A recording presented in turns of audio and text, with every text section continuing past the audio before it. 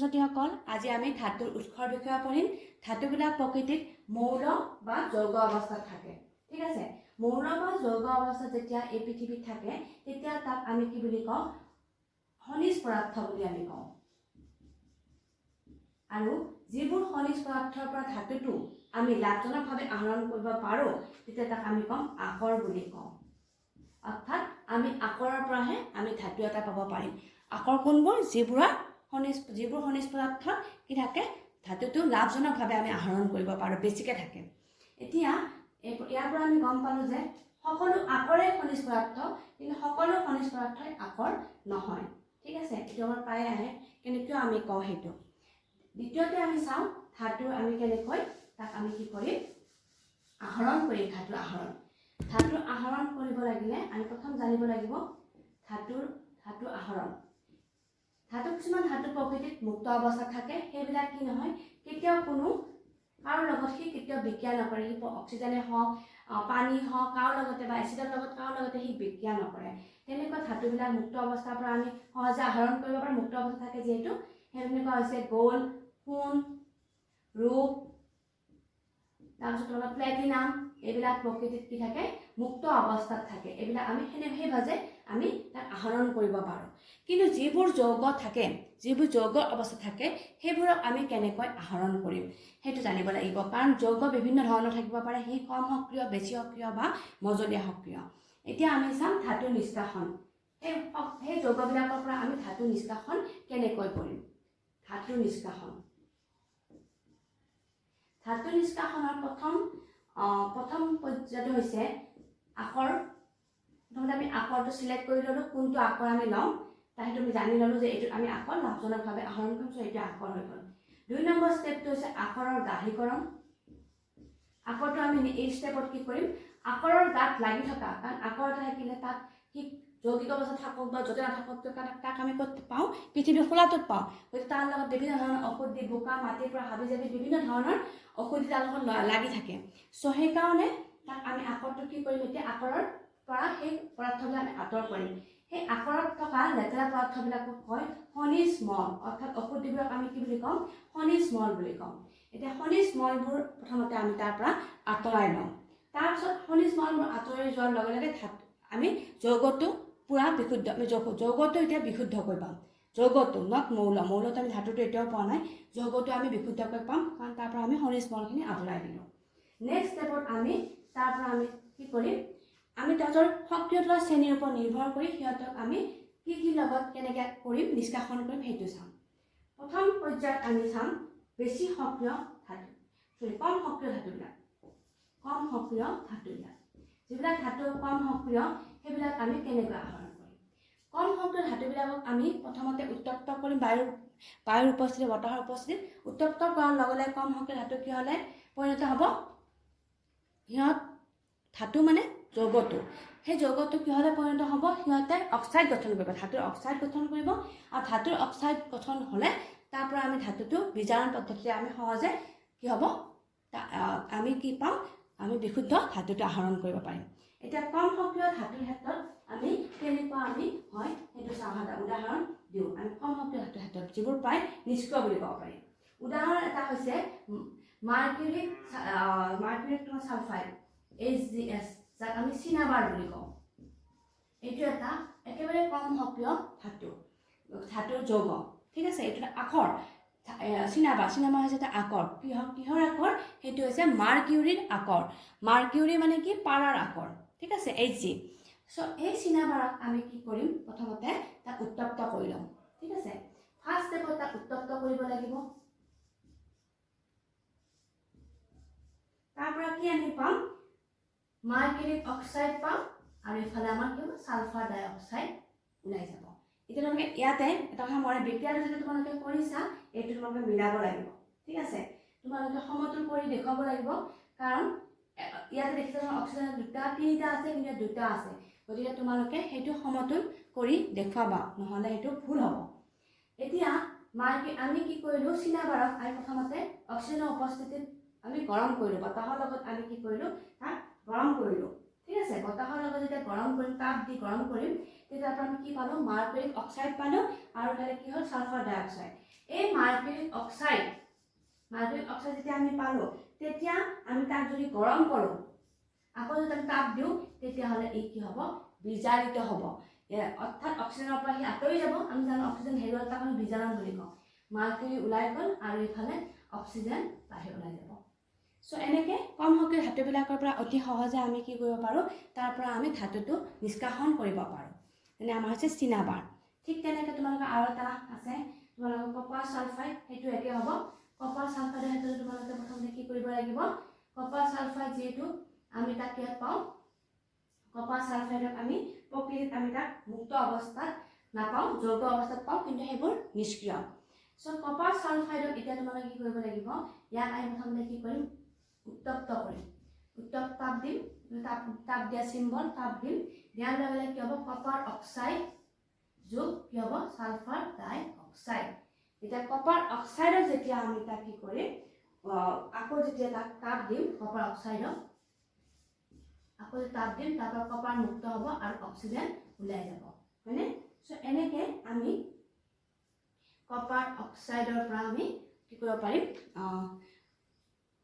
Copper অক্সাইডৰ আমি কপাৰটো আমি আহৰণ কৰিব পাৰিম এইবিলাক হৈছে একেবাৰে কম সক্ৰিয় ধাতুৰ ক্ষেত্ৰত ঠিক আছে নেক্সট আমি চাম যে ইয়াৰ পিছত আমি চাম এইবিলাক হৈছে কম সক্ৰিয় মজলীয়া সক্ৰিয় ধাতুবিলাকৰ ক্ষেত্ৰত চাম মজলীয়া সক্ৰিয় ধাতুৰ ক্ষেত্ৰত আমি দুই ধৰণৰ বস্তু পাওঁ দুই ধৰণৰ আমি আকৰ পাওঁ এবিধ পাওঁ আমি কাৰ্বনেট আকৰ আনবিধ পাওঁ আমি সালফাইড আকৰ ঠিক আছে মজলীয়া সক্ৰিয় ধাতু মজলীয়া সক্ৰিয় ধাতু ইয়াৰে আমি এবিধ কি পাওঁ কম সক্ৰিয় এবিধ আমি কি পাম সৰি এবিধ পাম আমি কাৰ্বনেট আকৰ আৰু আনবিধ হৈছে সালফাইড আকৰ যি ধাতু পাওঁ তাৰ লগত আমি ধৰা হ'ল জিংক সালফাইড বা জিংক কাৰ্বনেট পটাছিয়াম সৰি জিংক কাৰ্বনেট হ'ব পাৰে বা তোমালোকে কপাৰ কাৰ্বনেট হ'ব পাৰে এনেকুৱা আমি পাব পাৰো যিকোনো ধাতুৰ আমি কি পাবো কাৰ্বনেট পাব পাৰো ঠিক আছে এতিয়া এই কাৰ্বনেট আৰু সালফাইডৰ আমি কিয় পৃথক কৰিছো কাৰণ সেইবিলাকক আমি বিভিন্ন দুটা পদ্ধতিৰে আমি তাক কাৰ্বনেট আৰু সালফাইড আকৰৰ পৰা আমি দুটা পদ্ধতিৰে আমি তাক ধাতব অক্সাইডলৈ ৰূপান্তৰিত কৰিম ঠিক আছে এটা মূল উদ্দেশ্যটো হৈছে আমাৰ ধাতব অক্সাইড কাৰ্বনেট আকৰ বা সালফাইড আকৰ দুটা প্ৰক্ৰিয়া আমি অৱলম্বন কৰি সিহঁতক আমি ধাতব অক্সাইডলৈ পৰিণত কৰিম কিয় ধাতব অক্সাইডলৈ পৰিণত কৰোঁ যেতিয়া মৌলটোক ধাতব অক্সাইডলৈ পৰিণত কৰা হয় তেতিয়া তাৰ পৰা সহজে বিজাৰণ পদ্ধতি অৱলম্বন কৰি সহজে আমি ধাতুটো পাব পাৰোঁ আমি অলপ আগতে আমি চালো কেনেকৈ আমি ধাতব অক্সাইডৰ পৰা ধাতুটো আমি আহৰণ কৰিলো কম সক্ৰিয় ধাতুৰ ক্ষেত্ৰত আমি পালো এতিয়া মজলীয়া সক্ৰিয় ধাতুবিলাকৰ ক্ষেত্ৰতো আমি ধাতব অক্সাইড গঠন কৰা চাম কাৰণ ধাতব অক্সাইডৰ পৰা ধাতুটো আহৰণ কৰাটো সহজ সেইটোৱে মোৰ উদ্দেশ্য যে কাৰ্বনেট আৰু সালফাইড আকৰবিলাকক আমি দুটা পদ্ধতিৰে আমি কৰিম প্ৰথমটোৰ লগত আমি কি কৰিম কাৰ্বনেট আকৰ যদি হয় তেতিয়া তাক আমি কি কৰিম দগ্ধীকৰণ প্ৰক্ৰিয়াৰে আমি ধাতব অক্সাইড উৎপন্ন কৰিম আৰু সালফাইড আকৰ হয় তেতিয়া আমি তাপ জ্বলন কৰিম তাপ জ্বলন প্ৰক্ৰিয়াৰে আমি কি কৰিম তাক ধাতব অক্সাইডলৈ আমি তাক পৰিণত কৰিম দগ্ধীকৰণ মানে কি দগ্ধীকৰণ মানে কাৰ্বনেট আকৰক যদি আমি সীমিত পৰিমাণৰ বায়ুৰ উপস্থিতি যদি গৰম কৰোঁ তেতিয়া তাক দগ্ধীকৰণ বুলি কয় সীমিত পৰিমাণৰ আমি যদি বায়ু লওঁ পৰিমাণৰ বায়ু ঠিক আছে আৰু তাপ জ্বলনত আমি কি কৰিম উল্টাটো হ'ব অতিৰিক্ত বায়ুৰ যদি আমি লওঁ বায়ুৰ উপস্থিতি যদি লওঁ তেতিয়া তাক তাপ জ্বলন বুলি কয় কাৰ্বনেট আকৰৰ ক্ষেত্ৰত আমি কি কৰিম দগ্ধীকৰণ প্ৰক্ৰিয়া অৱলম্বন কৰিম আৰু সালফাইড আকৰৰ ক্ষেত্ৰত আমি তাপ জ্বলন প্ৰক্ৰিয়া অৱলম্বন কৰিম আমি দগ্ধীকৰণ আৰু তাপ জ্বলনৰ এটা আমি উদাহৰণ লওঁ উদাহৰণ আমি দেখুৱাইছোঁ কেনেকৈ সিহঁতক আমি ধাতব অক্সাইডলৈ ৰূপান্তৰিত কৰিছোঁ ঠিক আছে যেনেদৰে প্ৰথম আমি কৈছোঁ তাপ জ্বলনৰ কাৰণে মৌল আমি ধাতুৰ যৌগত লৈছোঁ আকৰত লৈছোঁ জিংক সালফাইড ঠিক আছে জিংক সালফাইডে যেতিয়া অক্সিজেনৰ লগত বিক্ৰিয়া কৰিব কি হ'ব জিংক অক্সাইড যোগ সালফাৰ ডাই অক্সাইড আমি আগতে পাই আহিলোঁ নহয় মাৰ্কাৰিক অক্সাইডৰ ক্ষেত্ৰত সেনেকুৱাই হ'ব আমি তাক কি কৰিম জিংক অক্সাইড লৈ গ'লোঁ দগ্ধীকৰণৰ ক্ষেত্ৰত আমি কি কৰিম কাৰ্বন আকৰৰ ক্ষেত্ৰত নহয় জানো ল'লোঁ জিংক কাৰ্বনেট ল'লোঁ তাপ আমি দিলোঁ দিয়াৰ লগে লগে কি হ'ব জিংক অক্সাইড হ'ব আৰু ইফালে কাৰ্বন ডাই অক্সাইড গেছ ওলাই যাব যিহেতু কাৰ্বনেট হয় গতিকে তাক তাক সীমিত পৰিমাণৰ বা জাষ্ট তাপ দিলে সি ভাঙি যাব। তাপ দিলে কাৰ্বন ডাই অক্সাইড গেছটো সি ওলাই যাব। কিন্তু জিংক সালফাইডৰ ক্ষেত্ৰত আমি অক্সিজেন দিবই লাগিব, তেতিয়াহে সি সালফাৰক কি কৰিব পাৰিব, সালফাৰৰ লগত কি হ'ব, অক্সিজেনটো যোজিত হ'ব। ঠিক আছে, যোজিত হৈ সালফাৰটোক আঁতৰাই লৈ যাব। গতিকে দগ্ধীকৰণ আৰু তাপজ্বলনত আমি এই দুটা প্ৰক্ৰিয়া পালোঁ। এটা সীমিত পৰিমাণৰ প্ৰায় বায়ু আৰু এটা অতিৰিক্ত বায়ু উপস্থিত আমি তাক গ্ৰহণ কৰিলোঁ। এতিয়া জিংক অক্সাইড বা দুইটা আমি কি পালোঁ, জিংক অক্সাইড পালোঁ। এই অক্সাইডৰ পৰা আমি যিকোনো বিজাৰণ পদ্ধতিৰে, আমি যেনেকৈ কাৰ্বন বিজাৰণ পদ্ধতি লওঁ, কাৰ্বন বিজাৰণ পদ্ধতি তোমালোকে জাৰণ বিজাৰণ তোমালোকৰ নিশ্চয় মনত আছে। আমি ফাৰ্ষ্ট চেপ্টাৰত জাৰণ বিজাৰণৰ বিষয়ে পঢ়িছিলোঁ। জাৰণ বিজাৰণত কি কৰে, আমাৰ জিংক অক্সাইড আমি ধৰা দিলোঁ, তাত আমি কাৰ্বন দিলোঁ। যদি এই যৌগটোৰ পৰা অক্সিজেন হেৰুৱায়, তাক আমি কি বুলি কওঁ, বিজাৰিত হোৱা বুলি কওঁ। চ' কাৰ্বনে কি কৰিব, অক্সিজেনৰ লগত যোজিত হ'ব। চ' কাৰ্বনে ইয়াতে বিজাৰক পদাৰ্থ হিচাপে কাম কৰিব। চ' জিংক ইয়াতে মুক্ত হ'ব আৰু ইয়াৰ পৰা সৃষ্টি হ'ব কাৰ্বন মন'ক্সাইড গেছ সৃষ্টি হ'ব। গতিকে এনেকুৱাকৈ আমি কি কৰিব পাৰোঁ, আমি কাৰ্বন বিজাৰণ পদ্ধতি অৱলম্বন কৰি কাৰ্বনে কি কৰিব, অক্সিজেনক কি কৰিব, কাৰ্বন মন'ক্সাইডলৈ কি জাৰিত কৰিব, অৰ্থাৎ সি বিজাৰক হিচাপে কাম কৰিছে। আৰু জিংকৰ পৰা যেতিয়া অক্সিজেন হেৰুৱাব, জিংক ইয়ালৈ বিজাৰিত হৈছে।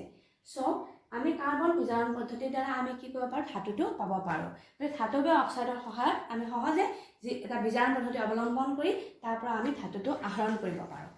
আৰু কিছুমান ক্ষেত্ৰত আমি কাৰ্বন বিজাৰণ নহয়, আমি প্ৰতিস্থাপন বিক্ৰিয়াৰ জৰিয়তে আমি ধাতুটো আহৰণ কৰিব পাৰোঁ। যেনে ধৰক অক্সাইডটো আমাৰ থাকিবই, যিকোনো মজলীয়া সক্ৰিয় ধাতুৰ ক্ষেত্ৰত আমি অক্সাইডটো গঠন কৰি ল'লোঁ। যিকোনো তাতে আমি প্ৰতিস্থাপন বিক্ৰিয়াৰ সহায়তো আমি কি কৰিব পাৰোঁ, ধাতুটো আমি আহৰণ কৰিব পাৰোঁ। যেনে ধৰা হ'ল আমাৰ ফেৰাছ অক্সাইড, ঠিক আছে, তাত যদি আমি এলুমিনিয়াম দিওঁ, আমি অক্সিজেনৰ আইৰণৰ আমি কি কৰিলোঁ, মৌলটো আমি কি কৰিলোঁ, অক্সিজেন আমি মৌলটোৰ অক্সিজেন যোগ কৰাই আমি কি কৰিলোঁ, মৌলটোৰ অক্সাইড বনাই ল'লোঁ। অৰ্থাৎ ফেৰিক অক্সাইড, আমি ফেৰাছ অক্সাইড আমি বনাই ল'লোঁ।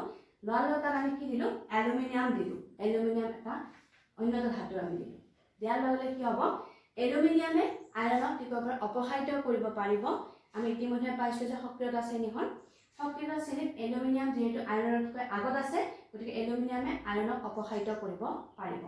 তো অপসাৰিত কৰি এলুমিনিয়াম অক্সাইড আৰু ইয়াতে কি হ'ব, আইৰণ মুক্ত হ'ব। গতিকে এনেকৈ প্ৰতিস্থাপন বিক্ৰিয়াৰ সহায়তো আমি কি কৰিব পাৰোঁ, ধাতুটো আমি আহৰণ কৰিব পাৰোঁ। এতিয়া এইটো হৈছে আমাৰ মজলীয়া সক্ৰিয় ধাতুৰ ক্ষেত্ৰত। এতিয়া একেবাৰে উচ্চ সক্ৰিয় ধাতুৰ ক্ষেত্ৰত, যিবিলাক অতি সক্ৰিয় ধাতু, উচ্চ সক্ৰিয় ধাতুৰ ক্ষেত্ৰত আমি কি কৰিম, উচ্চ সক্ৰিয় ধাতুৰ ক্ষেত্ৰত যিকোনো ছডিয়াম, মেগনেছিয়াম, যিবিলাক আমাৰ পৰ্যাবৃত্ত তালিকাৰ একেবাৰে ওপৰত আছে, ওপৰত থকা ধাতুবিলাক অতি সক্ৰিয় হয়। সেইকাৰণে সিহঁত যেনে ছডিয়াম, পটাছিয়াম, মেগনেছিয়াম, সেইবিলাকক আমি কেনেকৈ কৰিম, বিদ্যুৎ বিশ্লেষণ পদ্ধতিৰে, বিদ্যুৎ বিশ্লেষণ পদ্ধতিৰে আমি কি কৰিম, তাহাঁতক ধাতু নিষ্কাশন কৰিম। কেনেকৈ, সিহঁতক আমি প্ৰথমতে কি কৰিম, সিহঁতৰ যিকোনো ছডিয়াম, পটাছিয়াম সেইবিলাকৰ আমি ক্লৰাইডৰ লগত সিহঁতক ক্লৰাইড ল'ম। তাৰমানে এনেকুৱা ছডিয়াম ক্লৰাইড ল'ম, মেগনেছিয়াম ক্লৰাইড ল'ম বা পটাছিয়াম ক্লৰাইড ল'ম, এনেকুৱা অৱস্থাত আমি ল'ব লাগিব।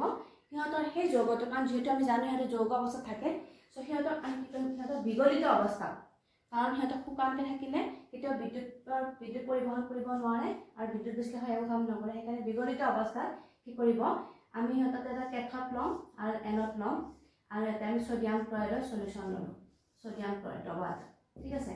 ছডিয়াম এইটো হৈছে কেথড হৈছে নিগেটিভ আৰু এনড মানে হৈছে পজিটিভ, ঠিক আছে। নিগেটিভ এইকাৰণে কেথডক নিগেটিভ বুলি কৈছোঁ, কাৰণ তাতে ইলেক্ট্ৰন বেছিকৈ আছে আৰু পজিটিভ আছে ইলেক্ট্ৰন ঘাটি হৈ আছে। এতিয়া ছডিয়াম ক্লৰাইডে যেতিয়া ইয়াতে বিগলিত অৱস্থাত যেতিয়া আমি জলীয় দ্ৰৱ দিম, ছডিয়াম ক্লৰাইড কি হ'ব, ছডিয়াম আয়ন গঠন কৰিব, ছডিয়াম প্লাছ, মানে এটা ইলেক্ট্ৰন যিহেতু ঘাটি হৈ আছে, গতিকে ছডিয়াম প্লাছ আৰু ক্লৰিন মাইনাছ। এতিয়া ছডিয়াম প্লাছ আয়নে কি কৰিব, কেথডৰ পৰা এটা ইলেক্ট্ৰন ল'ব, লৈ কি কৰিব, ই ছডিয়াম ইয়াতে মুক্ত হ'ব, ঠিক আছে। ছডিয়াম প্লাছ আয়নে ইলেক্ট্ৰন এটা গ্ৰহণ কৰি ইয়াত ছডিয়ামলৈ মুক্ত হ'ব, আৰু এনডত ক্লৰিনে কি কৰিব ক্লৰিনে ইলেক্ট্ৰন ত্যাগ কৰি ক্লৰিন গেছ উৎপন্ন কৰিব এনডত যদি কি কৰিব ইলেক্ট্ৰনটো এৰি দিব কাৰণ ইয়াতে ইলেক্ট্ৰনৰ ঘাটি হৈ আছে গতিকে ইহঁতে ক্লৰিন গেছ ইয়াতে মুক্ত কৰিব আৰু ইলেক্ট্ৰন দুটা বাহিৰলৈ ওলাই যাব এনেকৈ গোটেই প্ৰক্ৰিয়াটো চলি থাকিব চ' আমি বিদ্যুৎ বিশ্লেষণ প্ৰক্ৰিয়াৰ সহায়ত উচ্চ সক্ৰিয় ধাতুৰ পৰা আমি কি পাব পাৰোঁ আমি তাত ধাতুটো পাব পাৰোঁ এইকেইটা হৈছে তোমালোকৰ ধাতু নিষ্কাশন প্ৰক্ৰিয়া কেনেকৈ আমি ধাতুটো আহৰণ কৰিলোঁ তাৰ বিষয়ে আমি জানিলোঁ এতিয়া আমি ধাতুটো আহৰণ কৰিলোঁ হয় কিন্তু ধাতুটো জানো পৰিষ্কাৰ হৈ আছে তাত জানো একো লেতেৰা লাগি থকা নাই নিশ্চয় লাগি থাকে ফেক্টৰী যেনেকৈ বস্তু এটা ওলাই আহে কিন্তু তেতিয়াও তাত গাত কিছুমান লেতেৰা লাগি থাকে এতিয়া আমি সেইখিনি চাওঁ কেনেকৈ আমি ধাতুটো আৰু শোধন কৰিম তাক ৰিফাইন কৰিম নেক্সট প্ৰক্ৰিয়াটো হৈছে ধাতুৰ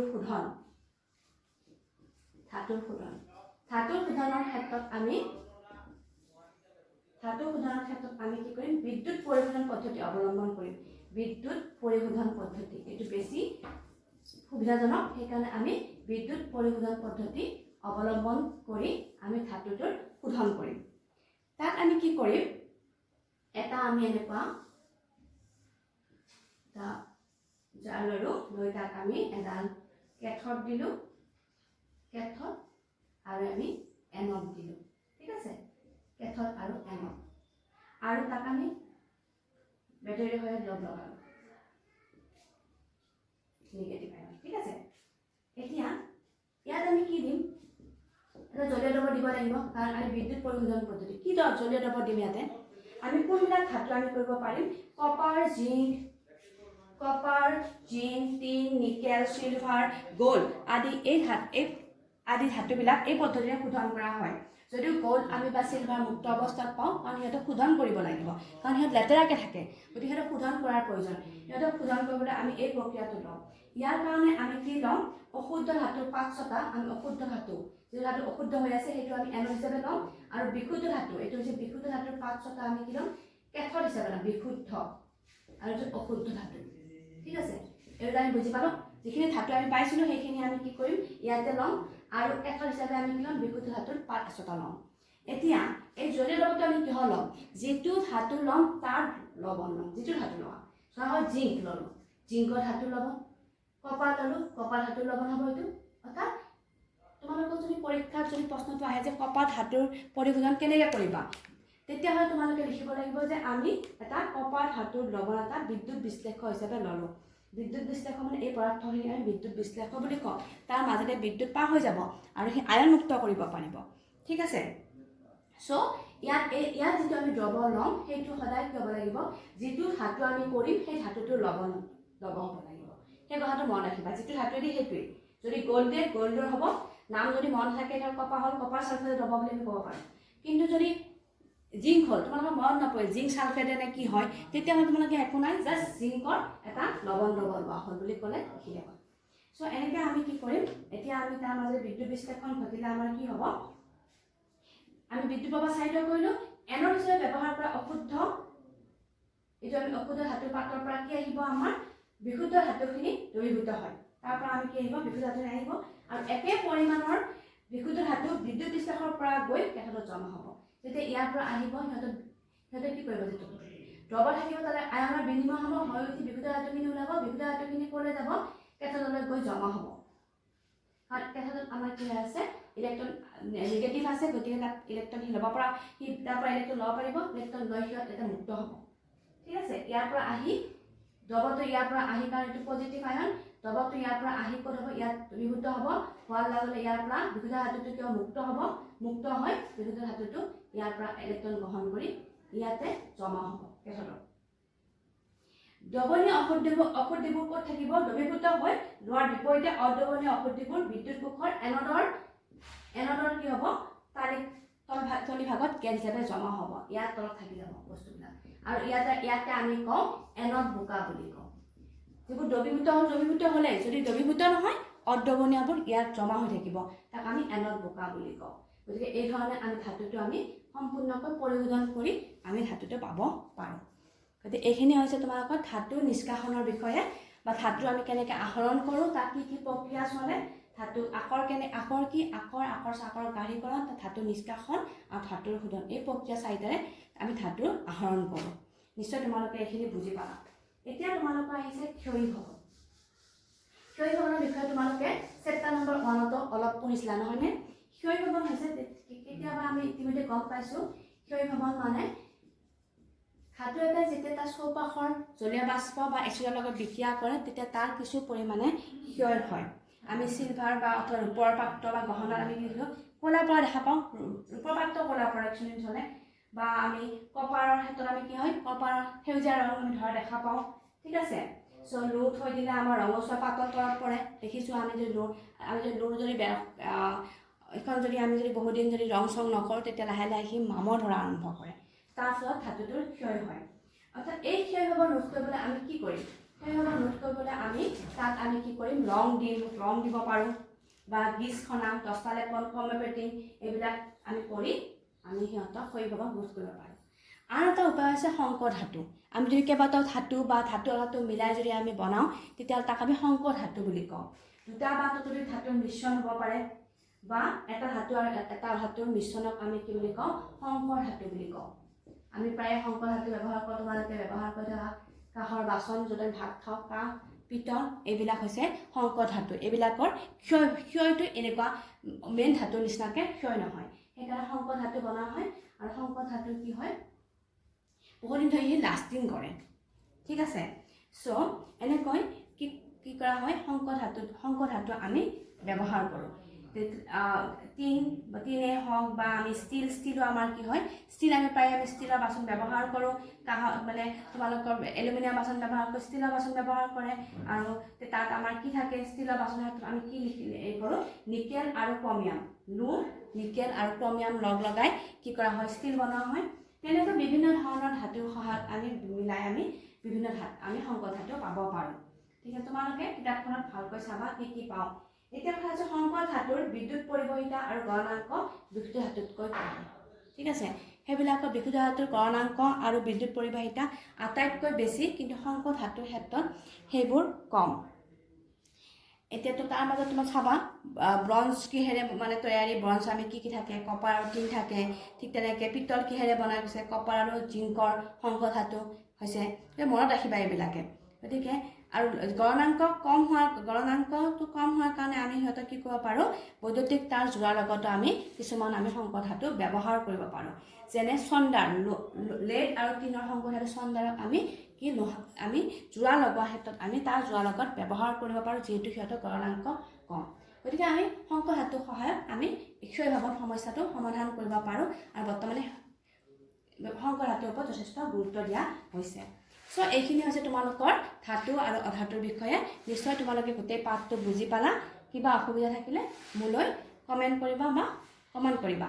ঠিক আছে। Thank U.